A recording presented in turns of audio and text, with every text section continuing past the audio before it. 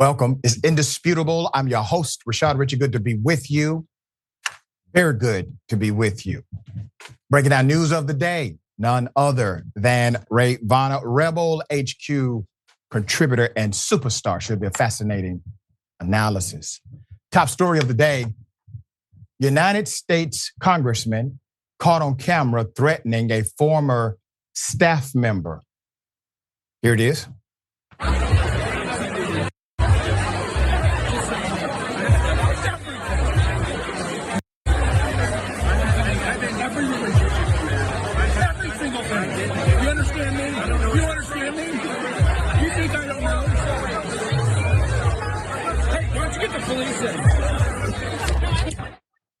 Well, Congressman, what was that about? Let's put up the picture full mass. I have some detail worth mentioning. Per Mediaite, Representative Brandon Williams, Republican out of New York, was caught on camera threatening a former staffer during a tense confrontation at a holiday charity event on Thursday in DC. In a video posted by Syracuse University student reporter Luke Raydale, Williams could be seen shouting at a man identified by captions as his former campaign manager and pointing his finger toward his face. Now, this is the stately picture of the congressman here. The former staffer seemed visibly shaken, attempted to respond, quote, "I don't know what you're," and then Williams cut him off. "Do you understand me? You think I don't know?" he screamed. As an unidentified woman intervened, Williams told her, "Hey, why don't you get the police in?" The congressman, who assumed office in January 2023, then turned toward the person recording the encounter and seemingly assaulted the camera. Okay, that's what it seemed like. In an interview with Semaphore, following the incident, Williams accused the former staffer of saying, quote, "incredibly vile things," end quote, about his wife and daughter, accusations the former staffer has denied. Quote, "I haven't said anything about his family," the ex-staffer insisted, claiming that Williams had confronted him and another former employee after hearing unspecified rumors. Now, I'm going to say this, Congressman, if you are bent out of shape about someone talking about your wife and your daughter, please don't run for president against Donald Trump, because they will be front and center of the conversation, sir. And would you have that same energy against Donald Trump if he talked about your wife and your daughter? But I actually believe the staffer, I think the congressman made that part up to seem justified. In a statement, and I want you to see the justification, Williams, the spokesperson, claimed the two former staffers, quote, were fired by the congressman earlier this year, and that both individuals, the one being confronted by the congressman and the one filming, made rude comments about the female members of the congressman's family, end quote. And then the spokesperson said, these individuals planted stories with the media, and one of them physically shoved the congressman at a holiday event. Edited from the video. As a former nuclear submarine officer known for his temperament and poise, tonight should be a lesson to all. Never go after this Navy nukes family, end quote. You know, you are a horrible spokesperson. Let's put up the picture of the individual who was the former staffer. You see, this person is a private citizen, which means, spokesperson, you have represented these elements as facts. You have represented that they did, in fact, plant stories to the media. You have represented one of them at least did, in fact, physically assault a United States congressman. Because of that proclamation and you being an agent of the congressman, this is basically the congressional office saying this about these two private individuals. If this is not true, they have all right to sue you. All right to sue you. And I'm glad I have somebody else who can talk about that and wax poetic more than I can. Rayyvana, I mean, to me, this is golden. I mean, the spokesperson has set up the perfect Grand Slam, in my opinion. Thoughts? Oh, absolutely. Absolutely. First, I'll say between Brandon Williams and George Santos, what the hell is going on with this freshman class of Republicans coming out of the state of New York? Just, no tact, no class amongst this group of Republicans. I'll also say that I think that people have sort of a misconception about the way politics works and the prevalence of this type of behavior. I'm glad this is getting coverage, but I think that a lot of people in this country have a West Wing version of the way things happen in Washington, when I think the show Veep actually paints a lot more of an accurate picture of how things play out in the background. You see sort of these blow-ups happen kind of frequently when you're working in Washington politics. Not to say that it's acceptable.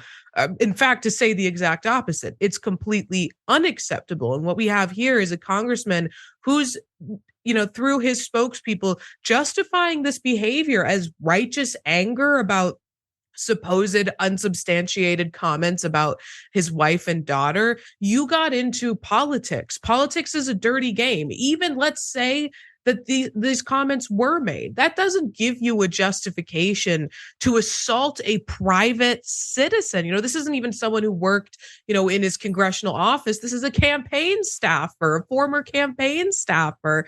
And then, as you were pointing out, Dr. Richey, now you also have a potential claim for defamation, because they're not claiming that these were, rumors that the congressman heard. They stated it, as you pointed out, as fact.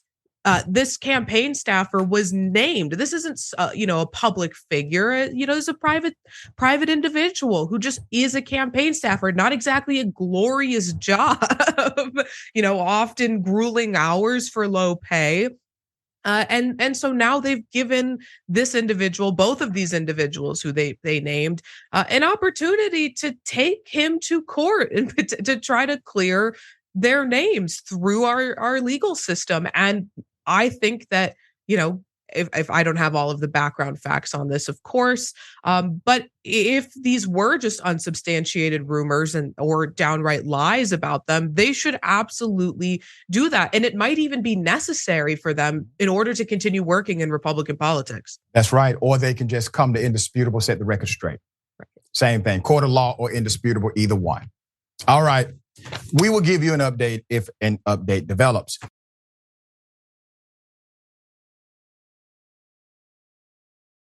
In Atlanta, Tip pulls up at a bar. Why? Because the bar is false representing, saying that T.I. and his son, indicating per the flyer, they will be in the building.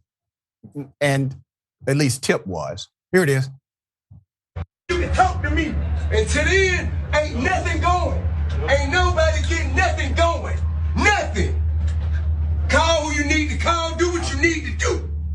Ain't nothing happening. No money, no beers, no partying, no sections, nothing. You put me and mine on the flyer, give me everything. And if you can't, don't play with me. I don't know if y'all from here. Don't play with me in this city. It's my city. Don't play with me in this city. Yeah. Tip was involved in leading a local economic boycott of the establishment. Very peaceful, no violence happened whatsoever. In addition to that, the individual or the individuals who were involved, they seemed to have remedied the situation. But I will give you the background and the update. So T.I. has had an eventful week. So the infamous incident with his 19-year-old son, King Harris, that happened at the Falcons game. Falcons versus New Orleans, great rivalry. That went viral. The rapper and business owner has now found his next viral moment after he was caught on camera going off at the entrance of a club. And I think it was quite appropriate. In the video that was posted on social media, rapper was seen having a very loud one-sided argument with someone outside of an establishment. All right, so that's part of the narrative. So he continued, quote, ain't nobody getting nothing, going, nothing. Call who you need to call, do what you need to do, ain't nothing happening. No money, no beers, no partying, no sections, nothing. You put me in mind on the MF flyer, give me everything, and if you can't, don't play with me. I don't know if y'all from here, but don't play with me in this city. This is my city. The ex-user that posted a video, Stephen Dingle, had an accompanying TikTok where he gave an explanation as to what actually went down. So here's some more detail. Listen, this is coming live from Standing on Business at 5. Let me tell you how Atlanta folks stand on business. Y'all know Atlanta is not a real place. And y'all know we go crazy with party flyers. We always see for MLK weekend, or if something happens on social media, we use a flyer, create a flyer out of it. So y'all know the situation that happened with T.I. Tiny and their son King at the Falcons game this past Sunday. So of course, in typical Atlanta fashion, a promoter made a flyer. Here's one of the flyers right here. Folks said, but this right here is the more important flyer. I just want y'all to take note of the photo, the location, the club, 11:45, and when. This Wednesday, R&B Wednesday. So they used the situation to make this flyer. It's very important to the store. So I got word last night that apparently this flyer made it to T.I. And of course, what I'm about to say is a dramatization of what happened, because I wasn't there. But what I'm about to say did happen. So T.I. saw this flyer and said, oh, word? They want to play with me like that? That's a bet. I'll be up there in a minute. And no, this is last night, because today's Wednesday when I'm posting this. But we talking about Tuesday night. So apparently, Tip goes 11:45 to just holler at some folks to tell them, you can't play with me like this. Like, we ain't doing this one. You are not using some tomfoolery from the internet regarding me and my family, especially me and my son, and using me to promote a nightclub. We ain't doing that one. So I ain't gonna talk about what happened, what went on from there. I don't know. That part, I don't know. But what I do know is that this is the new flyer. And Tip and King will be at 11:45 tonight for R&B Wednesday. R&B Wednesdays, yes. You see, the economic boycott, while short-lived, was effective because they're actually on a flyer and getting paid for the service as they should have been in the beginning. And I want to connect this to something because there's this required relationship, obviously, between industry and artist. And this permeates all the way to Hollywood, naturally, right? Music industry, entertainment, etc. But anytime there's a level of usury, regardless of what level that comes at, and it doesn't matter who's doing it, the artist or the industry execs, promoters, you name it, it should be called out, period. Fairness has more than a place. Fairness is required when you deal with me. And it should be required when people deal with you, all right? And sometimes fairness has to be asserted. But it appears T.I. eventually worked it out, all of the issues with the lounge, because as you see, he and King were there for R&B Wednesday, all right? His other son was there as well. And King posted a story of him and his brother playing their new song, Father Like Sons. All right. You know, it ended well, actually, I think. Rayyvana, thoughts here? I love a story with a happy ending, and I think this one is. I'm really glad we're covering this story because it gives me an opportunity to talk about one of my favorite aspects of property law, which is publicity rights. Everybody has them. As public figures, Dr. Richey and I and TI, of course, all have publicity rights, but even you, someone who is probably not a public figure, have publicity rights. You have the sole right to profit off of your likeness. And what was happening in this case was the club was profiting off of the likeness of TI as well as his son without giving them any benefit, without paying for the right to use their image or, cutting them a deal, benefiting from it and then also paying them out without creating a partnership or without getting any sort of explicit permission, which is why you saw him blow up at him, that promoter, which I think was reasonable, extremely reasonable on several levels. But what they did end up doing was coming to a solution where, it's a mutually beneficial relationship now. And they got some, just continue using the word publicity. They got some added publicity from all of this now that they're going to continue to profit off of. So it's a win-win situation at the end of the day. I'm happy to see it.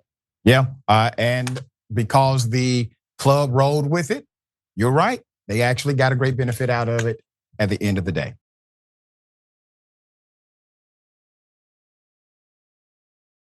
Two people in a presidential debate, not a presidential debate. It was interesting. So I'm going to take you to a few highlights from the Governor Newsom and Governor DeSatan debate. Here it is. I think it's important to the folks watching. They're probably wondering, what are we actually doing here? And I want to answer that very directly. I'll tell you why I'm here. I'm here to tell the truth about the Biden-Harris record and also compare and contrast Ron DeSantis' record and the Republican Party's record as a point of contrast that's as different as daylight and darkness. You want to bring us back to a pre-1960s world, America in reverse. You want to roll back hard-earned national rights on voting rights, on civil rights, on LGBTQ rights, on women's rights, not just access to abortion, but also access to contraception. You want to weaponize grievance. You are focusing on false separateness. You in particular, Ron, are on a banning binge, a cultural purge, intimidating and humiliating people you disagree with. You and President Trump are really trying to light democracy on fire. So, Sean, there are profound differences tonight, and I look forward to engage them. But there's one thing in closing that we have in common is neither of us will be the nominee for our party in 2024. Got him. I mean, whoever wrote that one-liner for the opener, please give that person a raise and keep that individual on your team. Yes, that was the icebreaker. Put it up full mass. All right. Beneath those smiles was a lot of contention for the other. Florida Governor Ron DeSantis, Republican, and California Governor Gavin Newsom, Democrat, went head-to-head during a fiery 90-minute Fox News debate moderated by none other than Sean Hannity and branded as the great red versus blue state debate on Thursday as the governors, one a current presidential contender, the other one seen as a future prospect for the Democratic Party, clashed over their records, policy, taking jabs at one another, sometimes over key issues.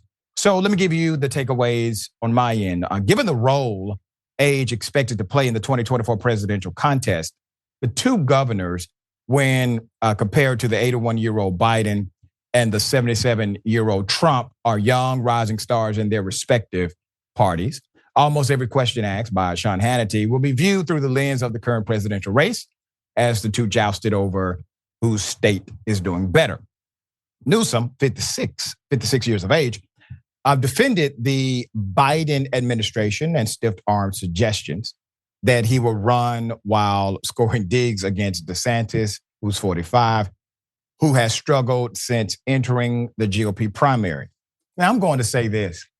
I think the debate actually put the nail in the coffin for DeSantis being a serious presidential candidate. And they may be looking at him side-eye from Florida at this point, because clearly, one, he has the personality of a rock, a mean rock. He tries, but he cannot land it.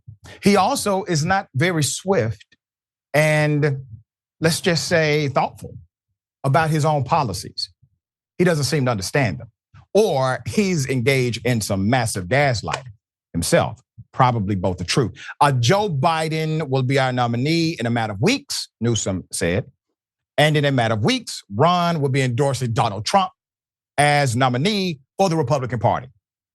But Florida's leader struck back by calling attention to how voters remain pessimistic about higher costs, and many don't believe the president is up to the job. At one point, DeSantis accused Newsom of running a, quote, shadow campaign for president in 2024, a premise the California governor has rejected vigorously and gone to great lengths to dispute, posed by Hannity if he would say unequivocally he would not run in 2024 under any circumstances.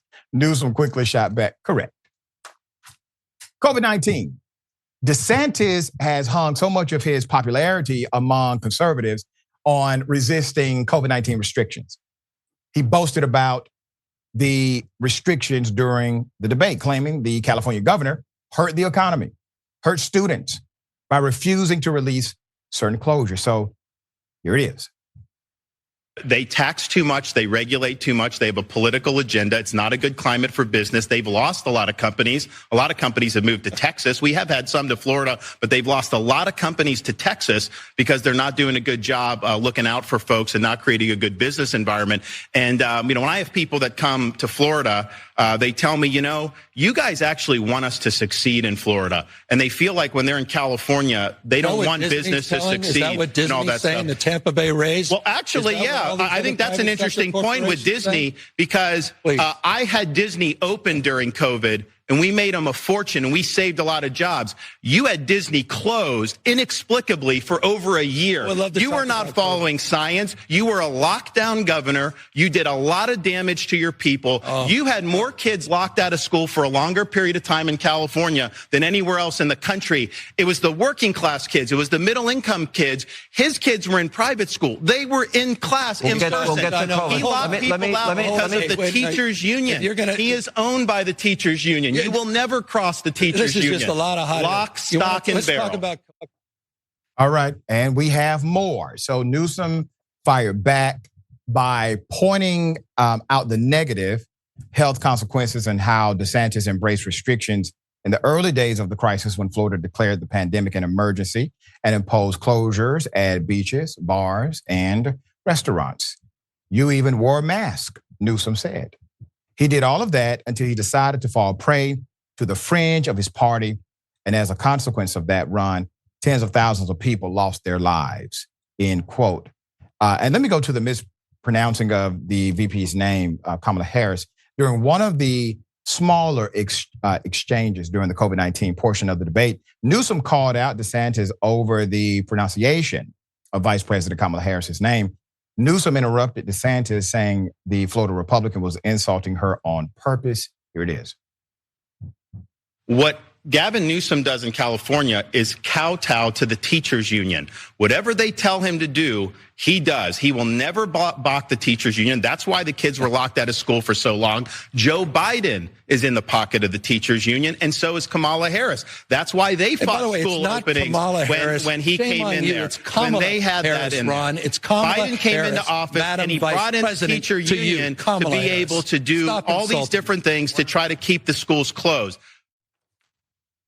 At least it was caught, right?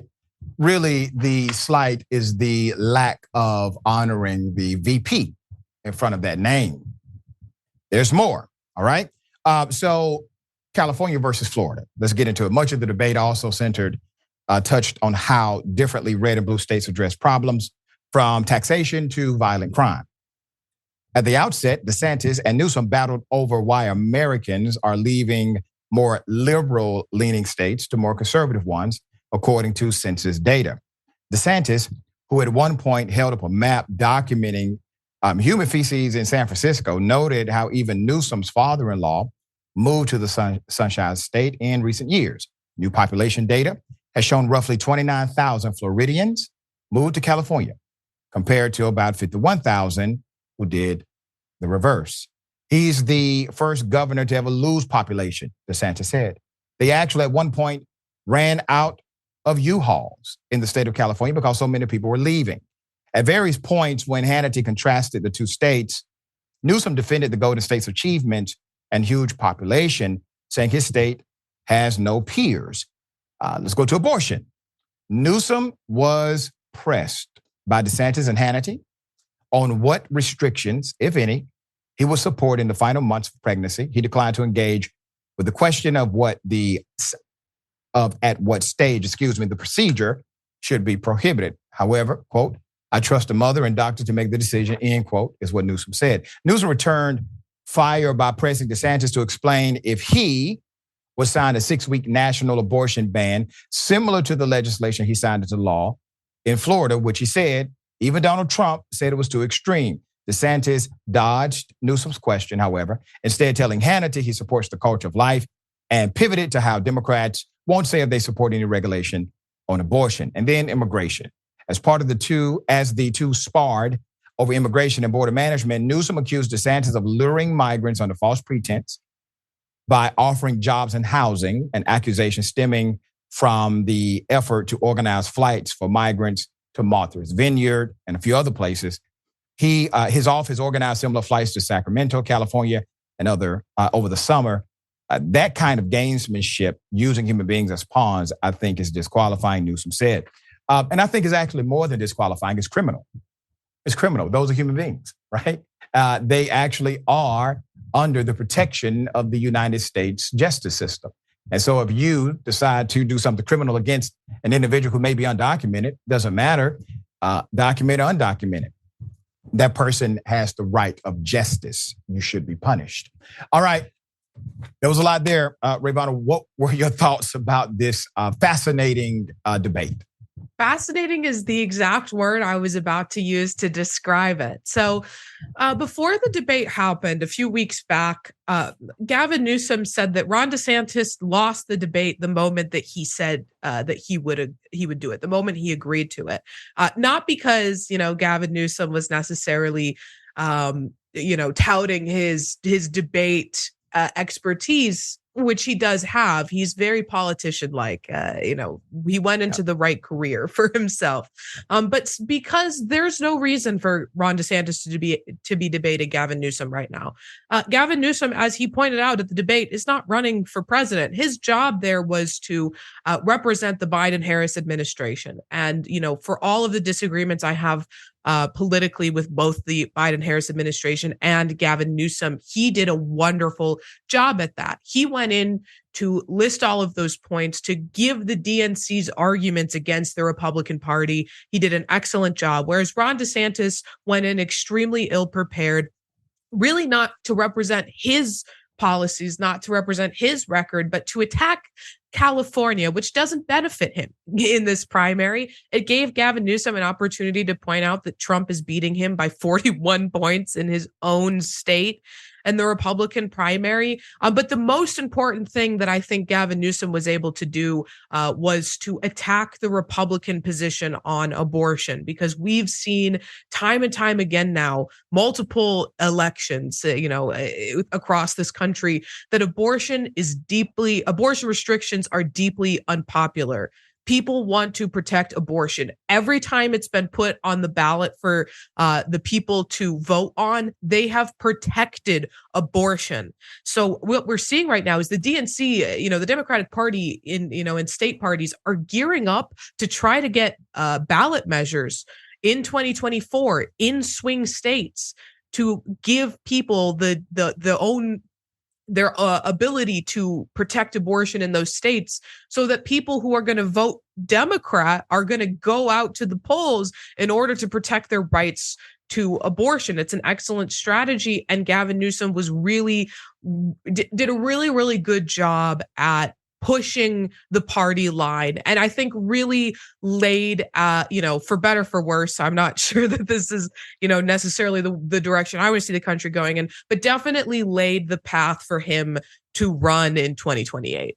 Yeah, I agree 100%. And I also agreed with the comment Newsom made early, that as soon as DeSantis said yes, he has already admitted defeat, because there is no way running for president, you pause to debate a guy who's not running for president.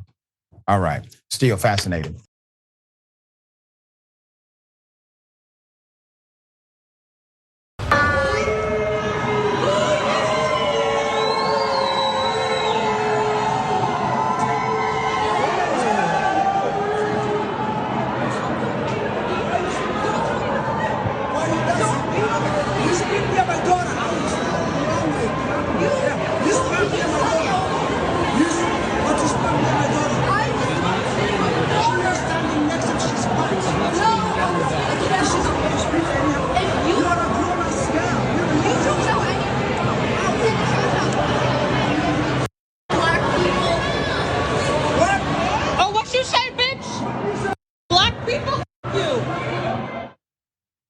So this Karen, based on the video, went from anti-Palestinian to anti-Black.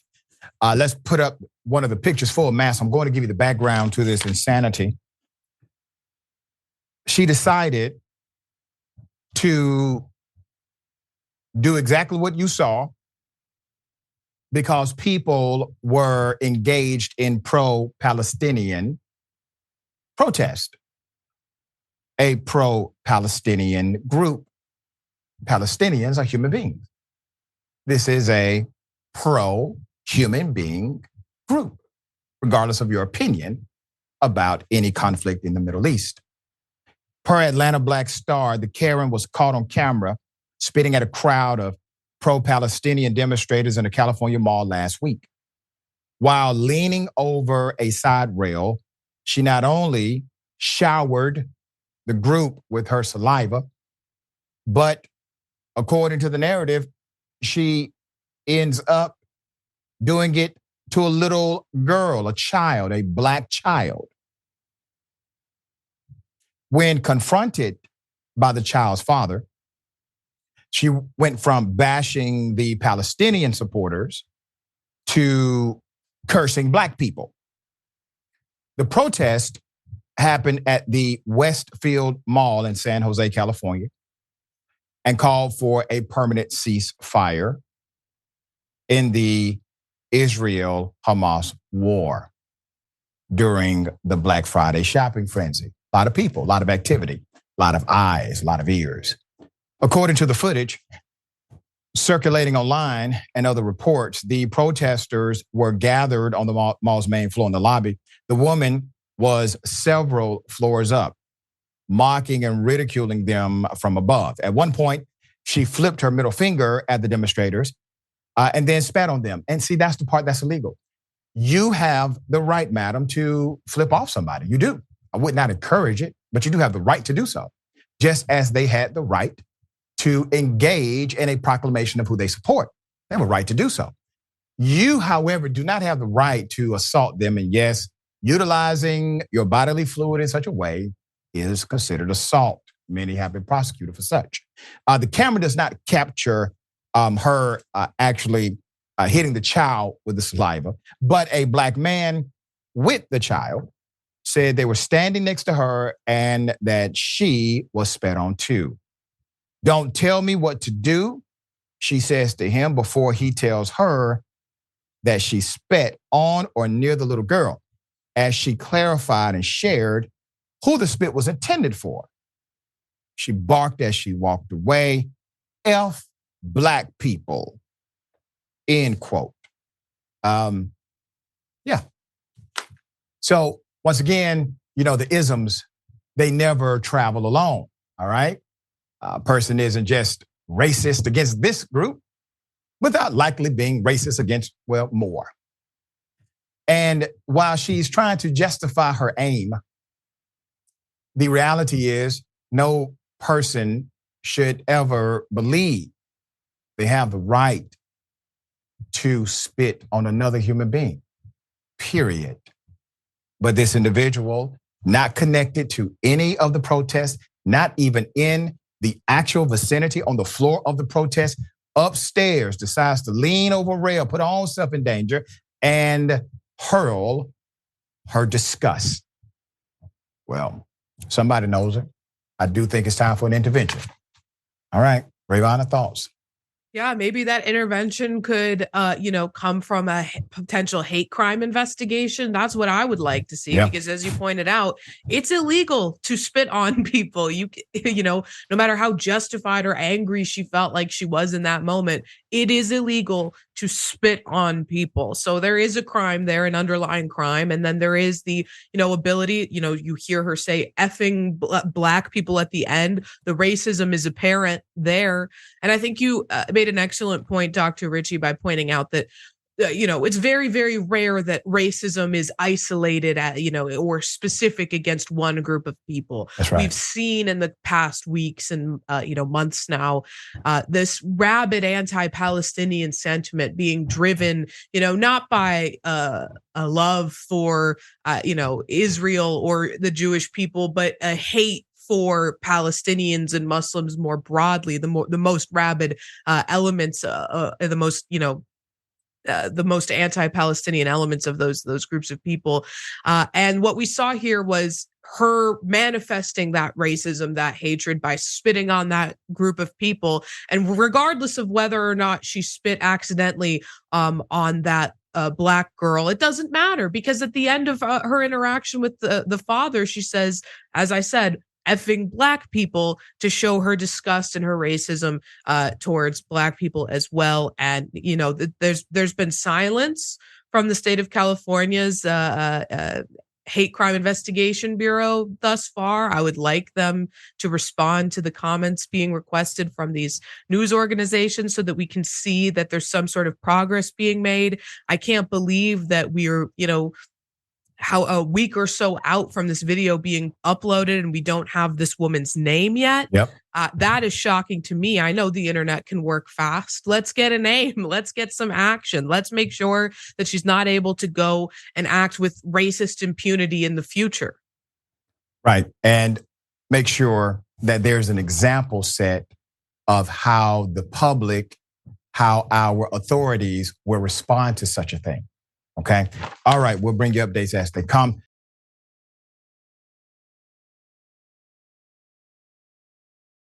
There's no chair. Bro, leave. Find it. Bro, you need to leave. You. Where did you come from? Good. No, shut up. Where did you come from? That's what I thought. This is your hood. I'm in the hood now. You're in charge now. I'm in the hood. Dude, what do you want? Like, I'm going to get, like... Oh my gosh, dude. Please don't touch me. Don't touch her, bro. Don't touch her. Fucking touch her. Don't touch her. I swear to God. Here we go. Bro, this will be it. This will be it. You just pushed her. You just assaulted her. And it's on camera. Put it up. Put it up. Don't. Okay. Put it up. Get this. I know where you're from. I know where you're from. What's up? Hey, What's up? What's up?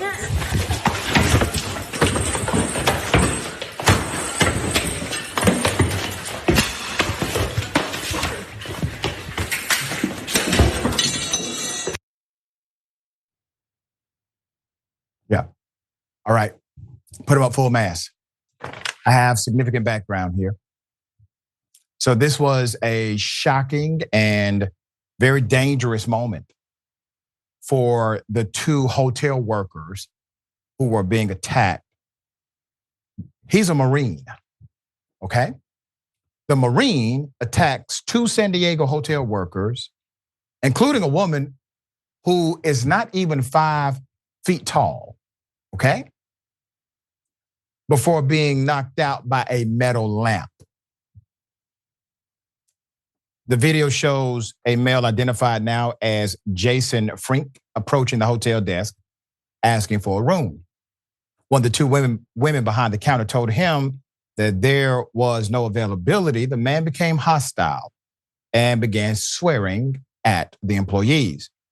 Marine Corps Base Camp Pendleton confirmed to ABC 10 News that the Marine, Mr. Frink, has retained his position as a sergeant on base.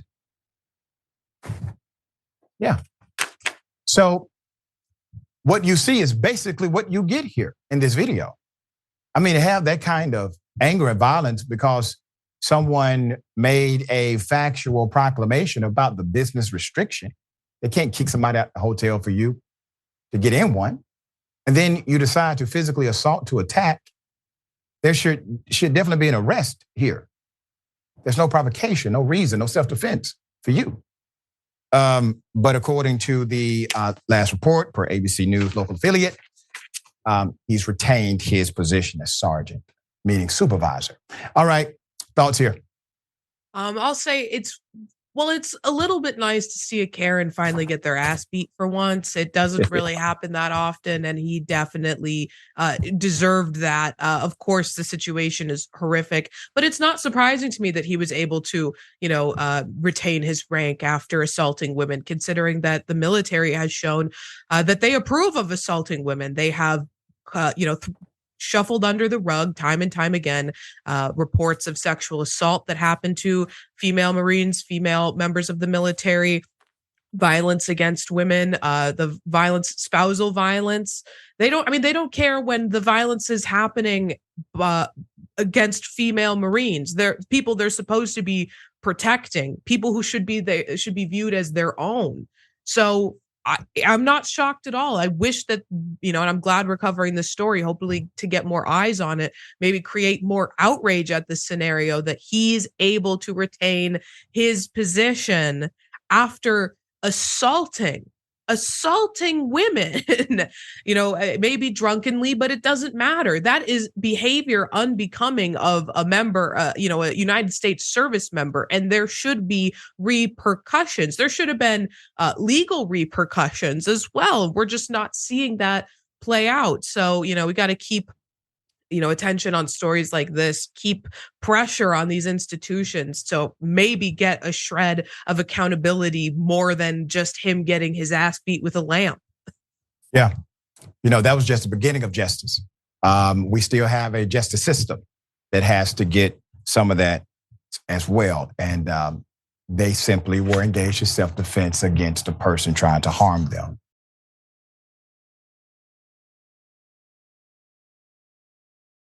Black Lives Matter, they continue to denounce this individual who has claimed to be a leader of BLM and endorsed Donald Trump. Now, I have some words to say about this personally.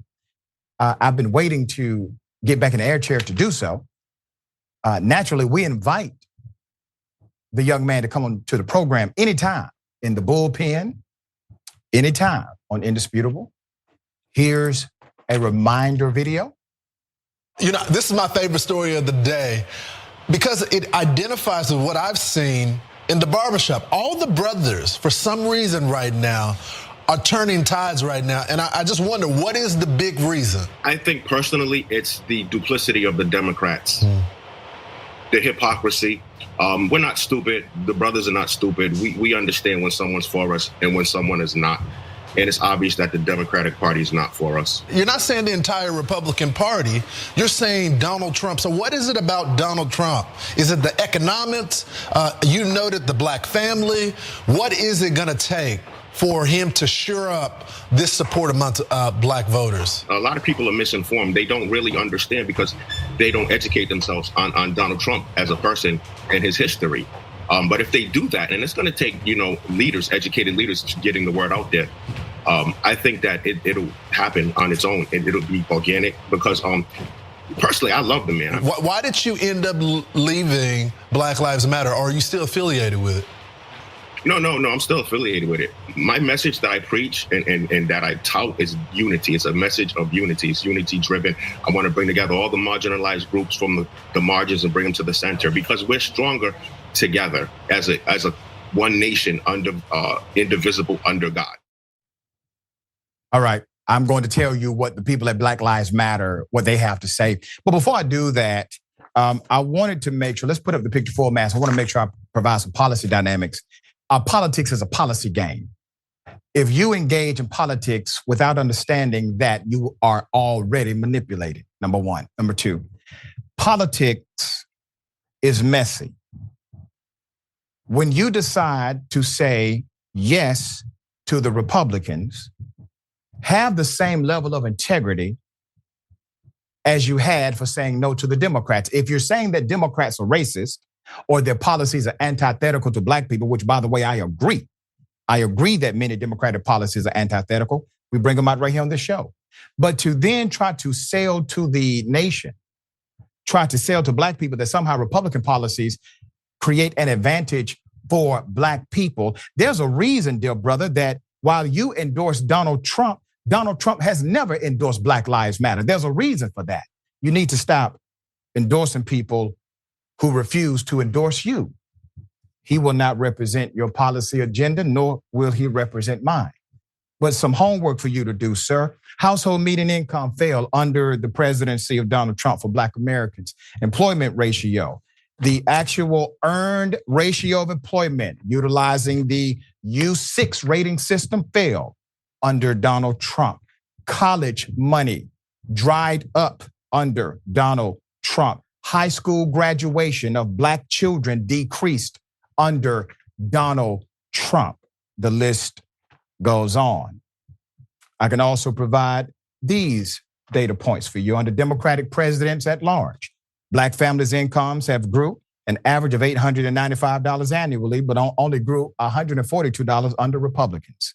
The black unemployment rate fell by a net of 7.9 percentage points across 26 years of Democratic leadership, but it went up 13.7 points during 26 years of Republican leadership. Across the years of Democratic leadership, black poverty has actually declined by 23.6 percentage points when a Democrat was in charge of the White House, but it actually grew by 3 points when a Republican held the White House. The numbers are actually similar for Latinos as well. All right, Donald Trump said he is very honored after he received an early 2024 endorsement from a black man claimed to be a top activist in Black Lives Matter. The social justice movement that Trump continually blasted during his term as protests gripped the country in 2020 following the police killing of George Floyd. Word of the surprise endorsement emerged November 28 after self-proclaimed political activist Mark Fisher, who says he co-founded a BLM organization in Rhode Island, expressed his support for Trump during an interview with Fox and Friends while complaining about a Biden era policy or policies. And once again, let me set the record straight. It is perfectly fine to critique policy regardless of where it comes from. Perfectly okay. I do it all the time. But once again, to try to sell the false narrative that somehow Republicans are for black people based on their policies is insane. So Trump ran to Truth Social immediately, okay? Let's put it up. Why did Trump go to Truth Social? Because, well, Mr. Fisher he's basically a ploy. He's a proxy. He's a pawn. Spoke with Mark Fisher yesterday, a great guy, very honored to have his and Black Lives Matter support. I have done more for black people than any other president. Lincoln, ? Including 10-year funding for historically black colleges and universities where they had none, opportunity zones, criminal justice reform, and much, much more. Thank you, Mark. One by one, I can knock those policies down. Trump set to defund and decrease funding for educational talent search, the federal TRIO program, you know it is upward bound. There's a whole lot of first-time college students in urban communities that dried up under his presidency. While we talk about criminal justice reform, remember, under Donald Trump, sentences actually increased. Nonviolent offenders spent more time in jail. His program, which was a graduation of Obama's program in a bipartisan bill, but the program he gets credit for, his prosecutors were arguing against judicial use of the program at the same time of him taking credit for that program, which, by the way, impacted less than 1% of the African-American community.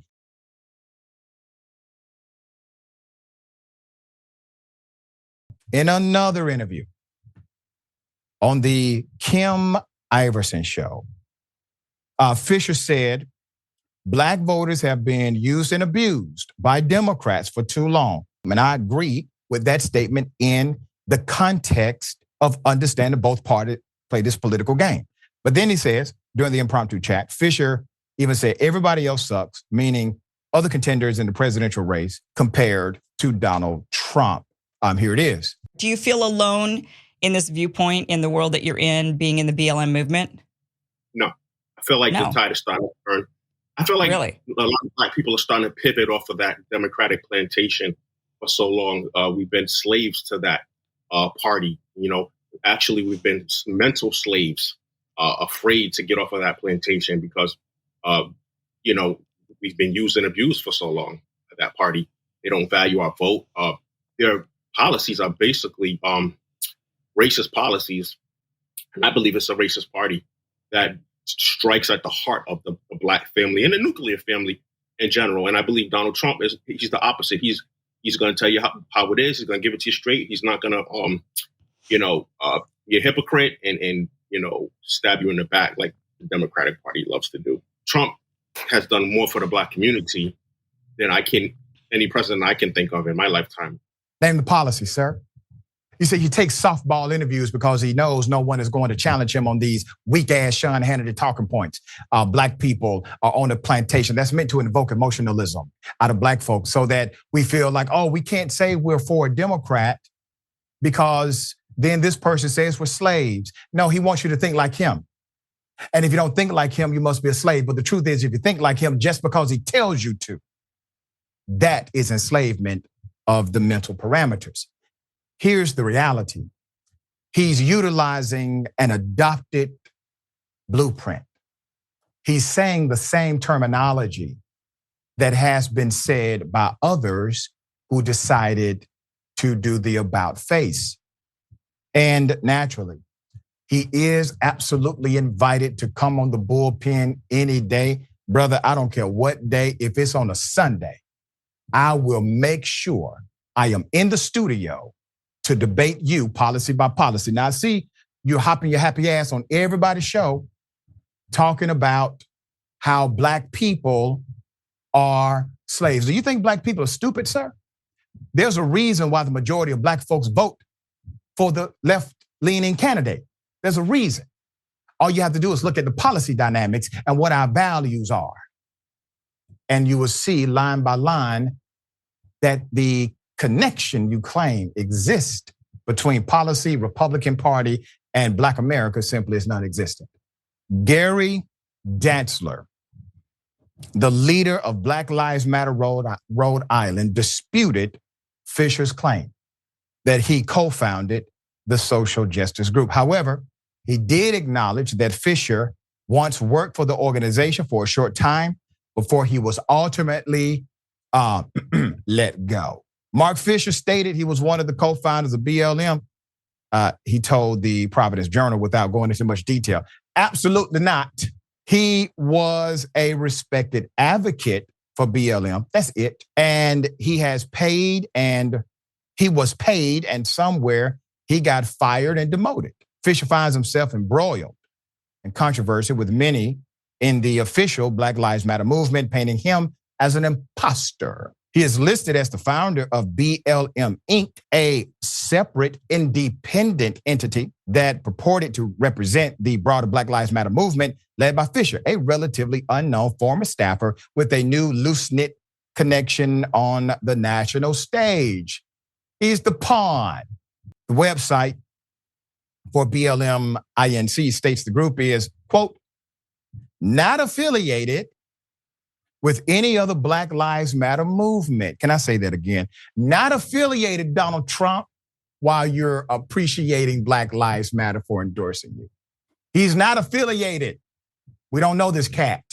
He's not from us. The Black Lives Matter Foundation also sought to discredit Fisher, calling him a political operative who was trying to pull an obvious publicity stunt. And once again, dear brother, if you simply are authentic about who you represent, how you represent, please submit your opinion all day. But to make a false proclamation or seemingly false proclamations that you are representing some level of the organized movement known as Black Lives Matter, or a significant portion thereof, is dishonest and dishonorable, in my opinion. Once again, you have the opportunity to come in at time of debate. All right, the right wing continues to use and amplify fringe Black voices to create an idea of broad support for their corrupt candidates. The foundation fumed in a statement to Business Insider, adding that Fisher's operation is illegitimate. All right, so Black Lives Matter, they've had to deal with charlatans in the past, individuals who claimed to be part of the movement. They were not. Some were soliciting contributions under false pretenses. That blew up. So we have this in front of us today. I'm not sure what kind of individual this person is beyond what I know publicly. But I will say this. If you are authentic, sir, and you believe policy by policy, your position is correct, I challenge you to come on the program. Let's have a conversation about it.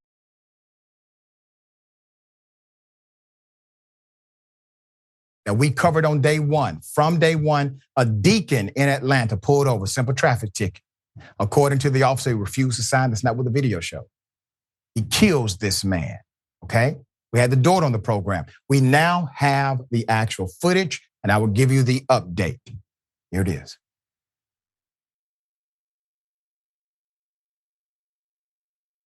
Body cam video shows an encounter between a church deacon and an Atlanta police officer that resulted in the deacon's death.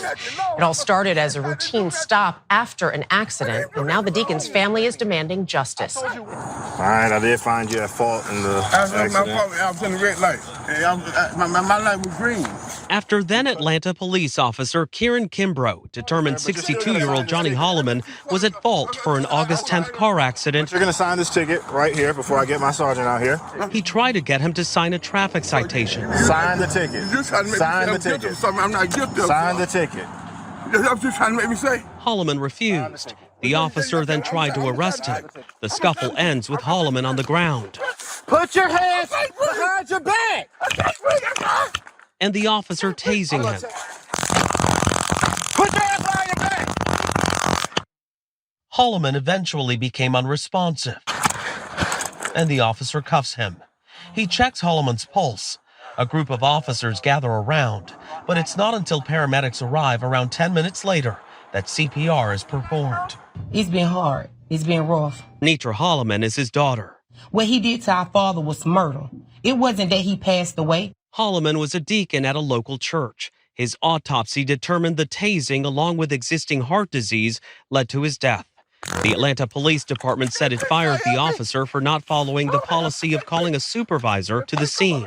Now we're asking for the officer to be jailed and prosecuted to the fullest extent. The former officer is appealing the firing, and his attorney said he acted lawfully. The district attorney will determine whether charges will be filed. I would like to highlight a few things, make a correction to their reporting. Mr. Holloman never refused, never explicitly said no to signing the traffic ticket. He never did. He did what many of us do. He continued to plead his case. And while he was being tased, he clearly said that he will sign the ticket. It did not matter to this officer. The officer was fired because Mr. Holloman requested a supervisor. He wanted a sergeant there. Why did he want a sergeant? Because he could clearly see this officer, A, did not know what he was doing. The officer's 23 years of age. B, was being way too aggressive for a traffic ticket. So he wanted someone who had rank, which means likely they have a little bit of maturity. So he calls for the supervisor. Well, the young man doesn't bring a supervisor there. And that was the premise of his firing. Now, what I see, my personal opinion, is a criminal act. We had the daughter on Indisputable not too long ago, and here's what she said after she saw the video herself. So first of all, nobody really came and spoke to me about what happened. My dad actually called me. So when he called me, he called out, he said, baby, but I could hear what was going on because the phone was on speaker, so I could hear my dad and I could also hear the officer. So seeing that video, it just gave me confirmation for what I already knew because I had already heard it. I didn't physically see it, but I heard it. So when I put what I heard to what I saw, yeah, I'm in outrage. And I feel like this officer, he needs to be prosecuted. I feel like he needs to be off the force and terminated. And I feel like the world needs to see what he did to my daddy. To me, it's just clear-cut murder. I mean, I don't know no other way to see it. And then for my dad to have to beg for help or to beg for his life over a traffic ticket, senseless. Yep, senseless is the word. Very senseless. There was a tow truck driver who actually aided the officer that led to the death of the deacon. They are calling for that tow truck driver to be indicted by the DA as well. And let me give you an indication of how policy should have changed a long time ago. The city of Atlanta, the council unanimously voted after the death of Deacon Holloman. They unanimously voted to end that policy. So now if you get a ticket and you don't sign, there's a box on the ticket that says refuse to sign. And you get to move on with your entire day. So does the cop. All right. They would like, obviously, a prosecution here. In a statement, the Atlanta Police Department said the goal of both the mayor and the district attorney is to provide transparency while recognizing that protecting the integrity of an investigation and possible subsequent prosecution may require temporary withholding of video evidence from public release. Attorney Davis, an attorney for the family, said the family is grateful Willis has taken this important step to ensure transparency. We're going to stay on top of this just like we always do and give you the update as it comes. Rayyvana, thoughts here? I'll just say that oftentimes tasers and rubber bullets are referred to as non-lethal force. Yeah. Now that's a misnomer. They're not non-lethal. And police officers often refer to them as less than lethal because they can and do kill people. Tasers kill people.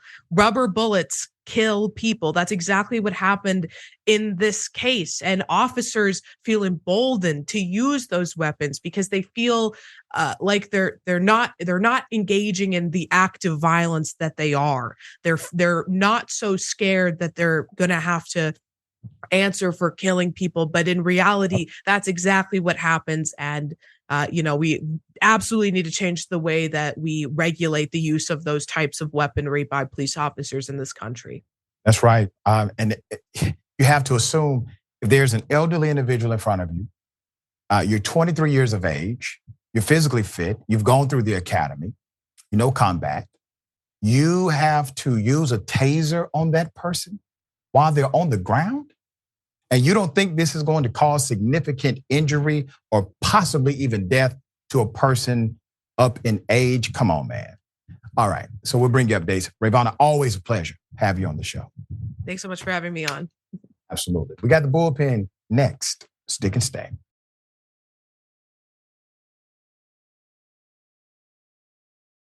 All right, welcome back. Good to be with you. Ladies and gentlemen, let's get it. Welcome to the bullpen.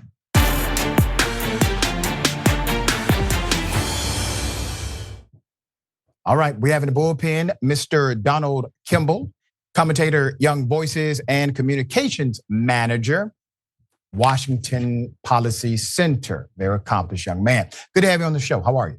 I'm well. Thanks so much for having me. It's a pleasure to be with you. Pleasure's mine.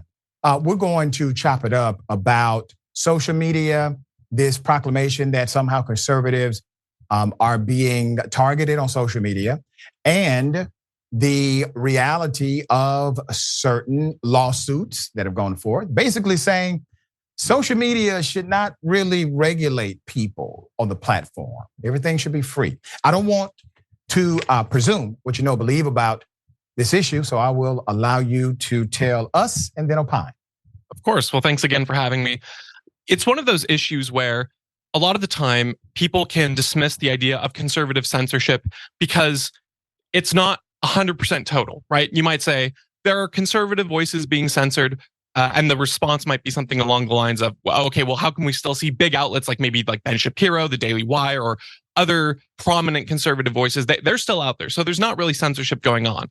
But what we've actually seen is that there has been targeted censorship through social media companies, but it's done by pressure from the government and the White House, different departments, Department of Homeland Security, different institutions have gone out. And I would like to say that while most of the voices maybe have a conservative bent, I think it's a little bit more about trying to censor voices that dissent with whatever the powerful narrative needs to be for the people in power, I should say. So I think, it's a shorthand to say conservative voices are being censored, but I would say it's more about voices of dissent that challenge the narrative that the government usually wants to have as a baseline. And we've seen multiple examples of that.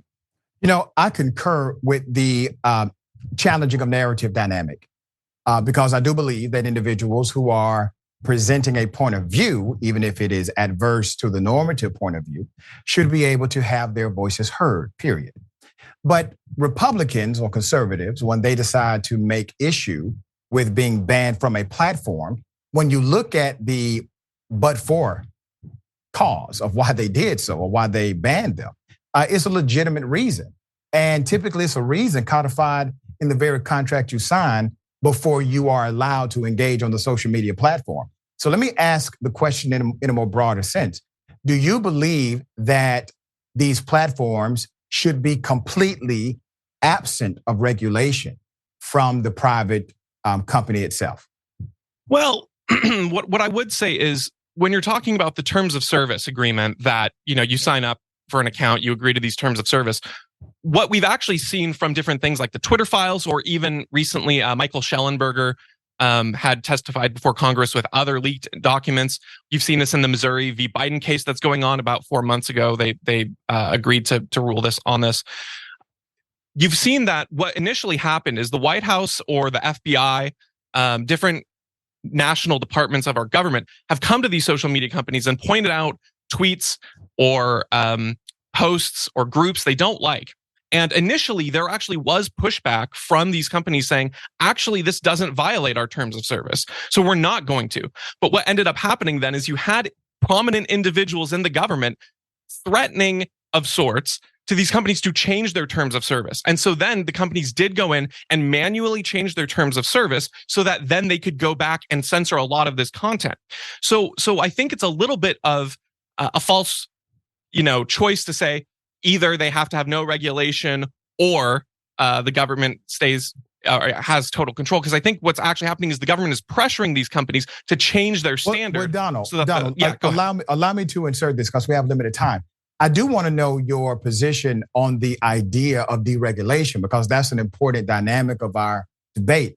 Do you believe that these social media outlets should engage in unregulated content, or should they regulate the platform and just do it in a different way? Yeah, I think a private company has its own right to regulate its own content and to set those standards. I think that right does exist. I think the problem, though, is the government coming in and pressuring these companies to take a certain stance. I think that's where you get into some of the line of the First Amendment. So the companies are protected. And sir, that I agree with.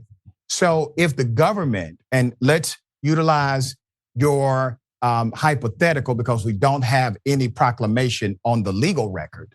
But let's utilize your hypothetical as fact. Let's say it's fact that the government is coming in, utilizing their power to pressure speech, even if it's a private company. Well, that is wrong. And that's what DeSantis did against Disney.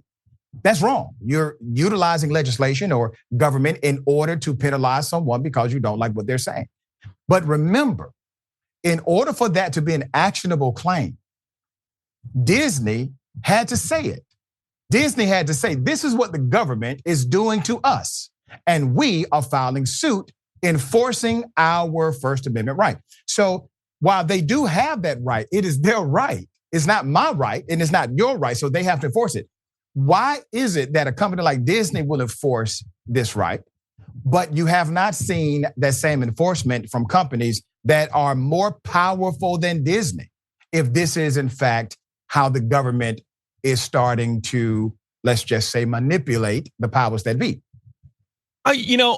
It's hard to speculate on the motives of the big companies, but I would argue that pre-Elon's takeover, in particular with Twitter, that was a company that was very willing to go along with a lot of the narratives that the government wanted. And I think that you can look at a lot of the leaked emails that do confirm this White House collusion of sorts, if you want to call it that. Yeah, but that's different. That's different now. Let's talk about that. Collusion, coordination. A private company, as you had just laid out on the show, a private company has the right of regulation. They have the right of MOU contracts, whatever association or partnership they choose to have, they can have that. You have private-public partnerships all over the place. The NFL, in many ways, is a private-public partnerships in some respect, given the stadium dynamics and city governments and state governments that are involved.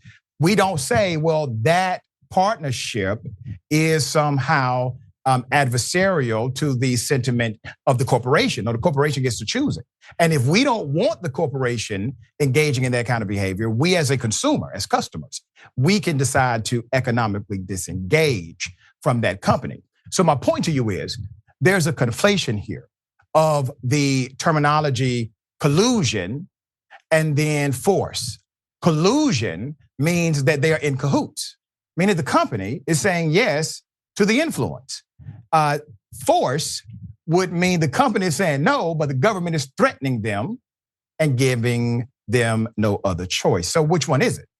Well, I think that will be determined largely by the Missouri v. Biden case that will be held out. I think there's pretty ample evidence to suggest that it is a thinly veiled threat through a lot of the communications that have been issued. And there have been rulings against that the government can't abridge the First Amendment through private actors if it's the government's will through this force. So I think that you're going to see that these threats, again, the government is the biggest monopoly on force that we have in society, realistically speaking. And so when they come to a private company like Twitter or Facebook and they tell them, we take a look at these accounts, we want you to censor them, we want you to change your terms of service, it's very hard to say no. So Disney said no, and that's great.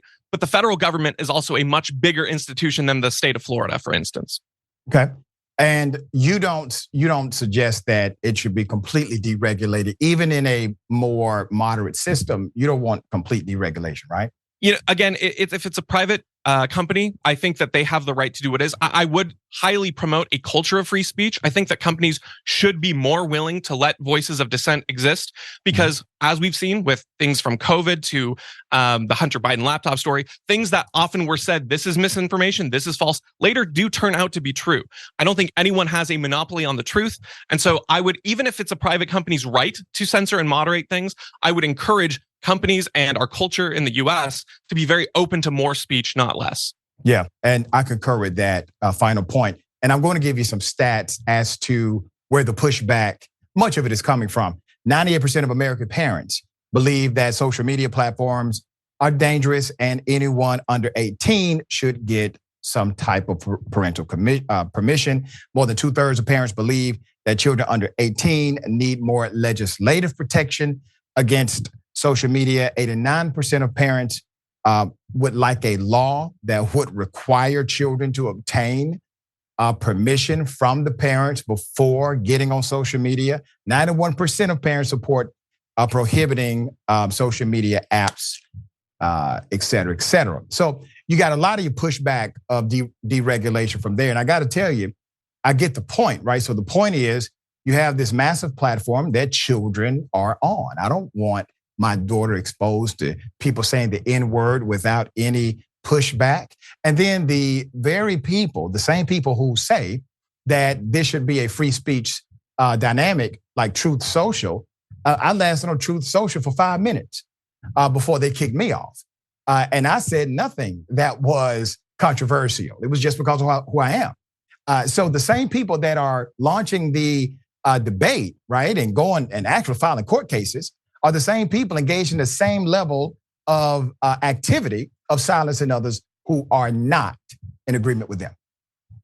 Yeah, my only response to that would be the St. Augustine quote, which is never judge a philosophy by its abuse. And so I would strongly encourage, that's really rotten behavior. And I don't support that either. I think that that's one of the problems sometimes with the conservative side is they'll say things like we need smaller government. And then when they get in power, they don't make it smaller because they want to punish the people that they view as harming them. So I don't like the censorship of conservative voices. I do think, again, it's more about disrupting the narrative. They don't want that to happen. But I would also say that when you create your own platform and you want it to be a free speech platform, it should be a free speech platform. And you shouldn't silence or kick someone like yourself off just because of dissenting views either. There you go. There you go. Listen, man, I mean, I want dissenting voices, so I entertain the conservative point of view on damn near every show. So I appreciate you coming on the show. Thank you, sir. Thank you so much for having me. Absolutely. All right.